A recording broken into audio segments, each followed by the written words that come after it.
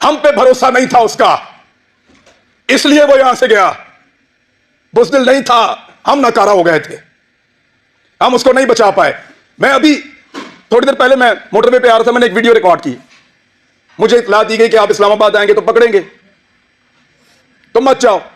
तो मुझे दो वजूहात समझ आई, या तो कोई ये चाहता है कि मैं यहां के बात ना करूं, या हो सकता है वाकई पकड़ ले। तो मैंने एक वीडियो छोटी सी रिकॉर्ड करवाई, इसलिए कि अगर मैं पकड़ा गया तो ये लोगों तक पहुंच जाएगी वीडियो, और मुझे जो इत्तला दी है, कैसे दी है, किसने पकड़ा, ये भी पता चल जाएगा। मैंने अपने बच्चों से भी माफी मांगी। मैं एक साल में उनको कोई किसी एक मौके पर भी जो मैं उनके साथ टाइम गुजारा करता था, मुझे वो मौका ही नहीं मिला।